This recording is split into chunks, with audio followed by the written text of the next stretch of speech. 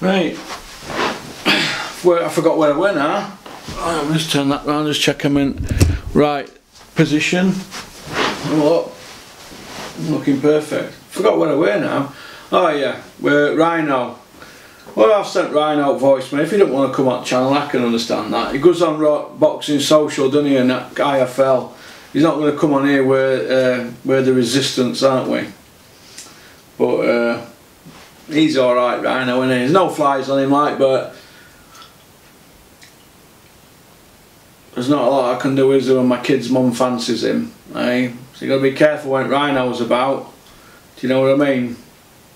But it is what it is. He's not exactly a man at CNA though, is it, Rhino? And his body warmer and his Carrymores. But my kids like him, so what can you do? Right, I want to talk about, we've spoke about, hang on, 2 seconds.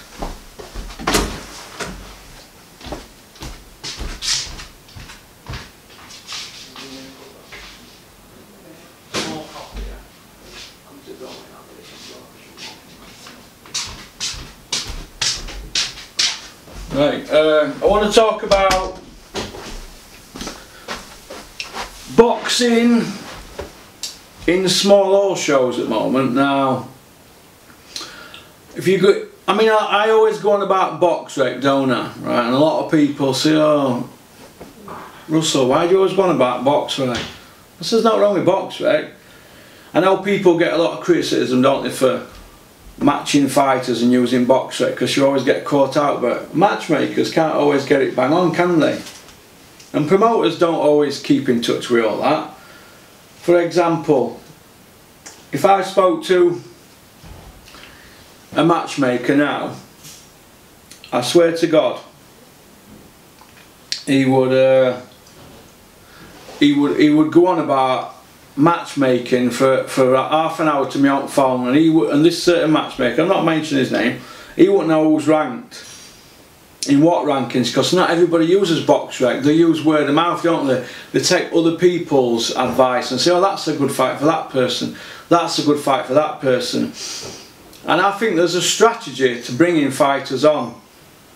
For example, Glyn Rhodes has just had a kid, Keenan Wainwright, he's just turned pro with Glyn, and he fought the worst ranked lightweight in world boxing, 1,978 out of 1,978. Glyn Rhodes he's took over that kid's career now. Glyn's going to play it safe at first, but can you be too safe? Glyn's a good person, he's a good boxing man, he doesn't kiss anybody's arse, right? He's a personal friend of mine, he runs an old school gym, he's a Sheffield through and through. He came up through the Ingle system in the late 70s, early 80s. He was there when Brendan Ingle first got to Sheffield, right? So he's seen it all. In late 70s with Bomber Graham, he's seen it all through that gym. When he finished, about 1990, round about that time, he trained Bomber Graham when Bomber Graham left Ingle gym. Now, we all know why Bomber left the gym, but Brendan sold his contract for 75 grand to Barney Eastwood. I'm not going to go in over the details why, because it's quite personal, some of the stuff, and it's not to do with me. But Glyn Rhodes knows his boxing, right? He knows his boxing.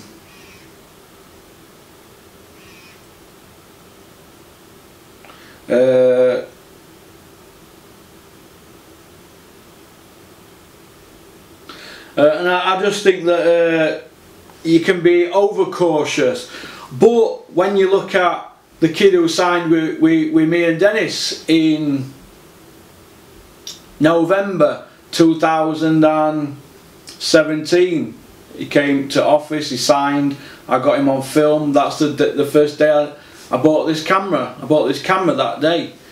I said, "Dennis, we should get fighters, we should sign young fighters and give them some exposure," and that's why I came to do this thing. I never started to do the channel, it just sort of stumbled on us, and we sort of put it on YouTube and come up with a name. So he offered to pay it all, He said, how much is it going to cost? I said, it's about £1,000 for stuff, 144 quid for download. And he offered to give me money. I said, no, I'll pay it. And then if what happens that line, I can keep it. I can film my kids doing egg and spoon race at school, can't I? Or sack race. But getting back to Hakeem Nasser, he fought a guy ranked 271 on his debut and he got beat.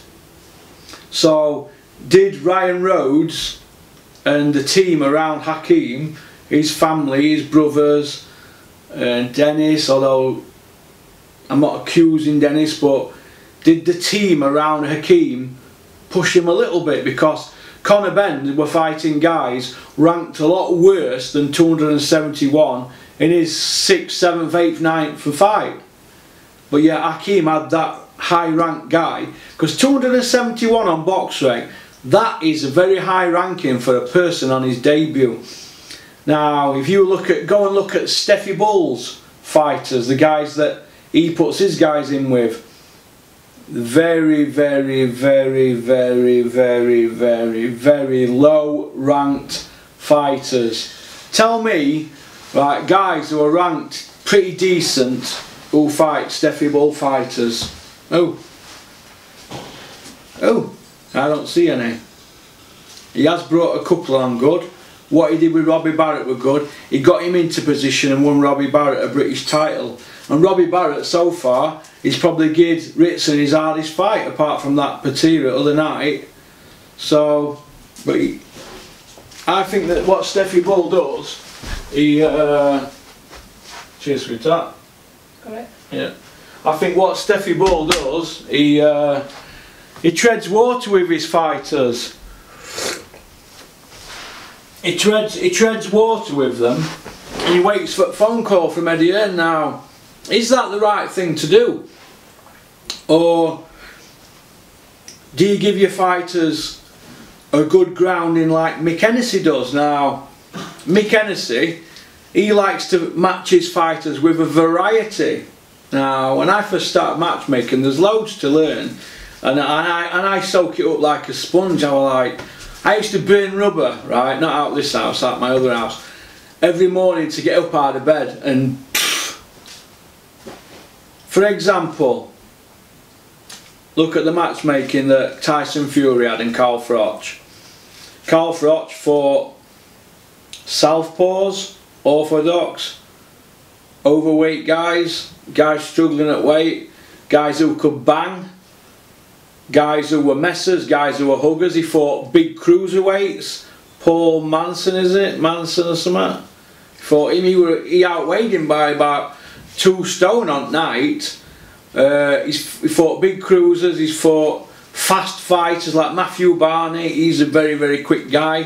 He did 100 metres in 10.5 seconds. Probably Anthony Yarde pace, probably even quicker. Very, very fast. Very like lightning. And shocking fight to watch on ITV, Froch against Matthew Barney. Barney stunk the place out, but good preparation, because Mick Hennessy had seen that Dirrell were coming through at the time, and he thought if him and Froch meet down line, that's a good fight. Because don't forget, Andre Dirrell sparred Andre Ward, right, leading up to Olympics, and he gave Andre Ward nightmares. And Andre Ward and Dirrell, that fight never happened, did it, in the Super 6?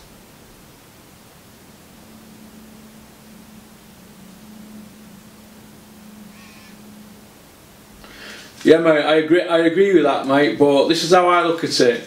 I'm finding it hard not to say anything at the moment, Rico. Only my close friends like you know, but after Christmas, Twitter, and I'm not even on it, but it'll go into meltdown when they see what's happening with the channel. Total meltdown, mate. But we've got to keep our powder dry at the moment, haven't we? Well, we are anyway. There's a drought on. But no, seriously, mate. Things are looking good. So I hope you're all right, mate. And let me know when you get when you're back in country. Yeah. All right, my friend. You take care. But no, Mick Hennessy likes to bring his fighters on. and let them have a variety of matchmaking. For example, Tyson Fury, look how he fought. Darren Barker, Carl Froch, Tyson Fury, Hughie Fury, if he'd have got the nod against Parker, they were all had a good grounder, didn't they? Look at, nobody wanted to fight Fred Cassie, did they? Why didn't nobody want to fight Fred Cassie? Because he's known as the Billy Goat, isn't he? Do you know what I mean? Nobody wanted to fight Fred Cassie. He's like the Sakio Beaker of the heavyweight division. Now, when Froch were coming through and when he won his world title, people used to say, who do you think for Froch? And I knew this were getting back to certain people in boxing around Carl, and I'd say, well, I'd avoid Jermaine Taylor and Beaker. Now Froch never fought Beaker, did he? That'd have been an hard fight for Carl, that, because Beaker's in your face up close all the time, isn't he? Carl don't like fighting up close, or don't like it. Don't like it one bit. He likes to have a tear up. He don't want him to be mauled and hugged. It's very rare you see him get mauled and hugged, isn't it? He likes a tear up. Now that's why I know. That's why I know he'd have beat James DeGale. He'd beat him up.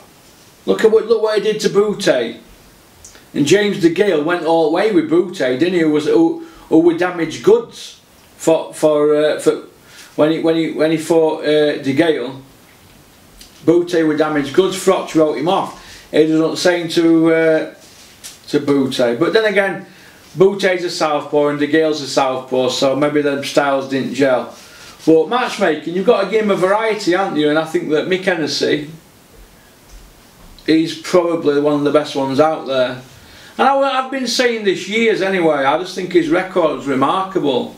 You know, Tyson Fury, he's one of the biggest stars in boxing, isn't he? He took him to Germany to beat Vladimir. Look what he did with Froch. You know, he only had one defeat with Froch, and that was the Kessler fight. And obviously then they split up, didn't they, before Glenn Johnson fight. They split up after he won the title back. So when Froch and Mick Hennessy fell out, Mick and him were world champions. Carl were world champion and they split up. So I just think Mick Hennessy's a good matchmaker. And matchmaking's an hard sport. Somebody on there called Rough Mush said that I stick it to Tyson and Dennis Hobson. Well, I don't stick it to Dennis. Text message off Dennis all weekend. How are you doing, Russ? How's family? He ain't got a problem with that video. He did say at the beginning though, you have a go at your son if you think you know any better. So I'm just telling it as I see it. People have been sending emails, Russ, why don't you do a video about Dennis Hobson's shows? Since you've stopped working with him, you haven't done a video. And I thought, yeah, I can't be critical of everybody else's or say nice things about everybody else and not do Dennis's. But I've done his show that one other day and I just told it straight. I told it straight about Richard Towers, thought he spoke clearly in that, but he's obviously inexperienced, and a good thing if you're doing that job is to look smart in it. Thought he let his son down there, but he spoke very clearly, but he didn't have a lot to work with, did he, as regards the show, but it was what it were, wasn't it? But getting back to matchmaking, I just think that's hard, and I want to talk about who I think Anthony Yard's going to fight as well. Now, what we've got at the moment in the UK, we're starting to get a bit of a... Let's have a look. We're starting to get a bit of a following on the heavyweight division now. Sorry, light heavyweight division. Now, I like Anthony Yard, but I can assure you, sure as eggs are eggs, Anthony Yard was sat watching that Ritson fight with Tunde Ajayi, because that's what they do them two on a Saturday night, they sit and watch boxing. And I'm telling you now, and I bet that Porsche watch of mine that I hardly wear no more, the black one, I bet that watch, I bet that Anthony Yard was sat with his trainer and his trainer turned round to him and he said, Anthony, look at what they've done to Ritson there. That's why we're not rushing you. I'm telling you now, that's what happened. Because they don't want to fight Buglione, do they? Right? They don't want to fight Buglione. They don't want to fight Callum Johnson. If they did, they'd make the fights, wouldn't they? Frank would make him a proper offer. Now Buglione's just lost, hasn't he, against Callum Johnson. I'd like to see that rematch. But I can assure you that, what they call it, Frank Warren's not going to... If he put the money up for Yarde, they could get that fight for Yarde and Buglione. Buglione's a big ticket seller, so he can get him to sell out tickets, pay him crap and get a win. I think Yarde beats him. But does he? Is Yarde all hype? Take away the muscles on Yarde and how he looks and the O on his record, and just look at him as a guy who's a normal looking guy like Jose Burton.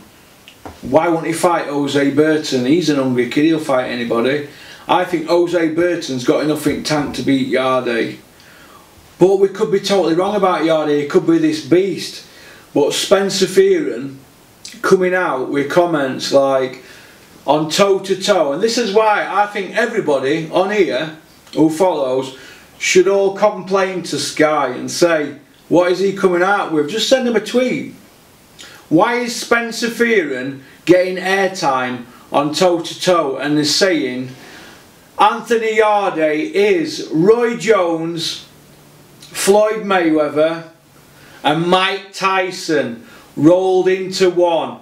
Mike Tyson-esque, Roy Jones-esque, Floyd Mayweather-esque. He's all those rolled into one. He's a perfect fighting machine. Let me repeat that again. Spencer Fearon, aka Malcolm X, Spencer X, whatever you want to call him, said that Yarde's like Roy Jones, I am Mike Tyson and Money Mayweather. What planet is Spencer Fearon on? What planet is he on? I'm not sure what planet he's on. It's shocking, but you know, that's them for you, innit? But Little Dicky Bird tells me Johnny Nelson's having a bit of time out of boxing at the moment. So, good old Johnny Nelson. I know what he's been up to. Has he been a mucky pup? But getting back to the Yarde situation, we've got Anthony Yarde, right? You've got Frank Buglione, you've got Callum Johnson, you've got Jose Burton. You've got 4 guys there. Them 4 guys could have a round robin. They could have a round robin.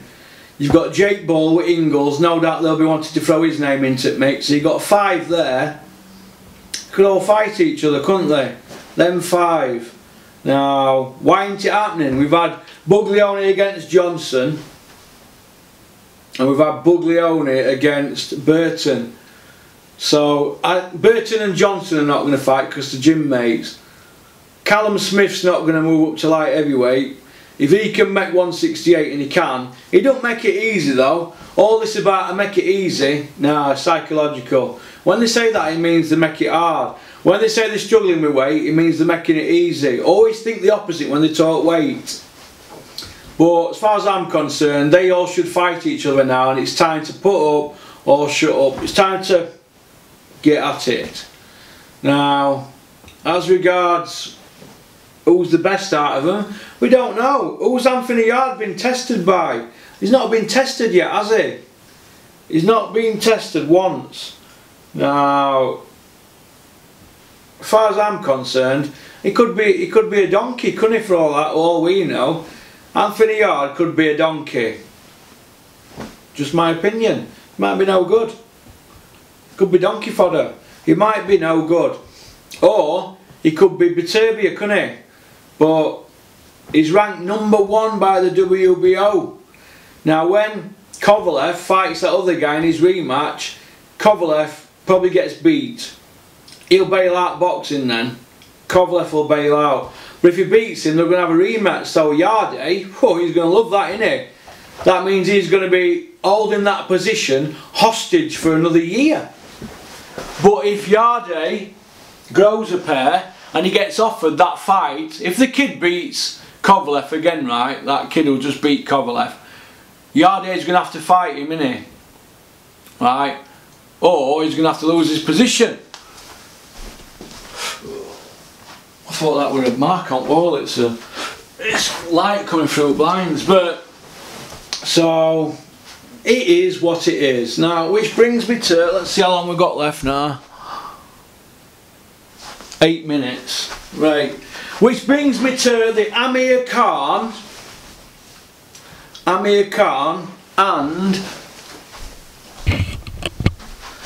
Kell Brook.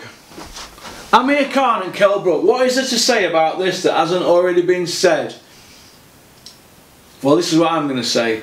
It's become boring, right? Somebody said somebody sent some questions into my email. They said, "Porky, you dealt with the Khan situation." No, I didn't deal with it.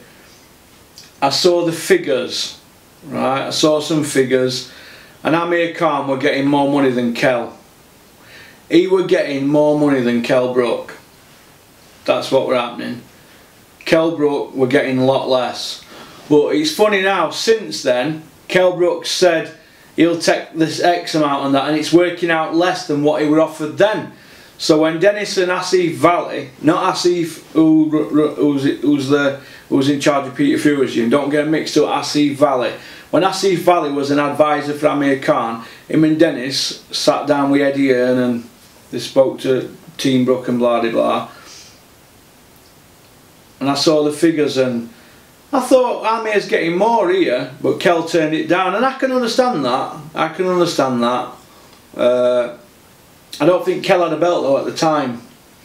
I don't think he had a belt at the time. I think he lost his belt, but I can understand that. And I think probably Kell's got a touch more power, but Kell's also got fragile bones in his face, hasn't he? And mentally a little bit, you know, he might not be as good as he were. I think matchmaking's ruined him. I think Kell Brooks was a talent. I think he could have reigned for years at welterweight. I think if he didn't fight Golovkin, I thought he'd beat Errol Spence. I think that Errol Spence loss is down to the Golovkin loss. I think the Ingles have done a great job with him. I do give Dominic Ingle a bit of stick, but he has done a great job with him. But Dave Caldwell had him from the beginning, didn't he, up to British champion. And then obviously he went with Dominic, didn't he? But he's done a great job with Kell Brook. They beat Porter, that's his signature win, Porter. And he's still a world champion now, 4.5 years later since Kell won the belt. Because Kell won it in summer, didn't he, in 2014. So, trust me, Porter's still a world champion now in that weight division. He's a bona fide top elite welterweight. Kell Brook beat him, he's got a win over him. He deserves respect. But I thought he lost against Porter, but other people said he won one of them fights. But that's his signature win. Since then, he's had 3 pay-per-views. Now, 3 pay-per-views he's had the same amount of pay-per-views as the Cobra Carl Froch, and he's now looking for a 4th pay-per-view like Bellew's got in a couple of weeks. Froch only had 3. And I keep going on about that, don't I? I need to get it out of my head. It just bothers me a bit.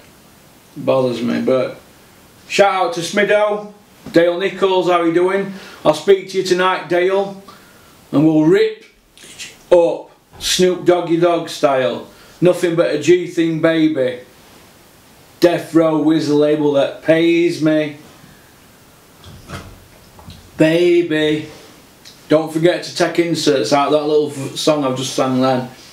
Put it on YouTube, boys and girls. I think that's about it really, not really much else to cover. We're training in a minute now. We're training in a minute, just going to do 4 2-minute on bag. That's only 8 minutes, innit? I'll be like that on floor then. And probably do a bit of chest and triceps, because when you do your chest, you work your tricep a little bit, don't you? So you just finish off with triceps. I like to do a bit, you know. I'm knocking on now 48. just over 16 stone. I'd like to get down to 14 stone in next year. I think I'd be happy at 14 stone, 5'10". What do you reckon? Better than 28 stone, innit? Jesus. When I was 28 stone, I used to look down and go, ah, where is it? Where is it? But I think it's good when you can laugh at yourself, innit? When I look back. Jesus. But onwards and upwards. Let's see if Eddie Hearn's come out and said anything on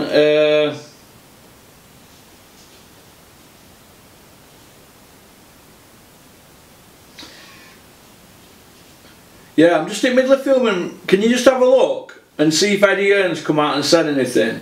I'm just going to finish off this video and I'm just going to end. If you just have a quick look, or if you know anything, yeah, then I can get it out there. Alright, my friend, hope you're well.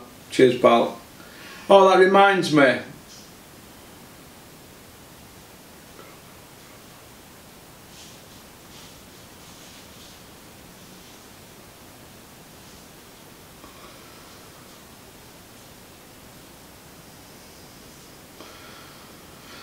That reminds me,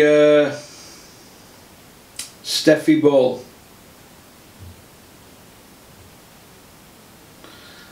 Then you can all tweet Steffi Bull. Tweet at Steffi Bull and tweet him and say, Steffi, why don't you go on Porky's Corner? Steffi, I'm gonna offer you a... hang on, I'll do it properly.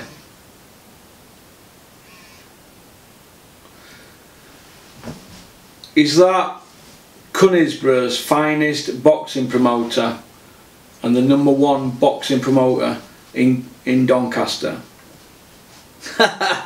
The only boxing promoter in Doncaster. There's only you, isn't there? Anyway, I've been thinking about coming and seeing you with my camera now that I've gone big time, and I thought I'd get you on. I'm going to give you an opportunity. It's a once in a lifetime opportunity, Steffi, to come on the channel. What do you reckon?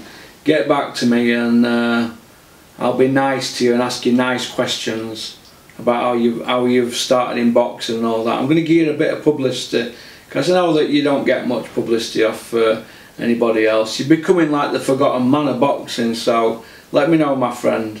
Alright, catch you later. All the best to you and your family. How did that sound? That alright? Tweet Steffi Bull and say, Steffi, get yourself on Porky's Corner. Get yourself some PR. You're becoming like the forgotten man of boxing. But yes. So it is what it is, isn't it? Anyway, shout out to all my sponsors, you know who you are. And shout out to people who've been helping with this channel. And people keep buying these Porky hoodies. Since we did that video of a day, there's been a few more sales. Not that many, but we're chugging away and plodding on. There's all sorts of colours. You can have whatever you want on them. What do you think to this? Not bad, eh? Not bad for a pig. But pick any colours you want. It's nice stuff. And alright, anyway, peace out. Keep on trucking.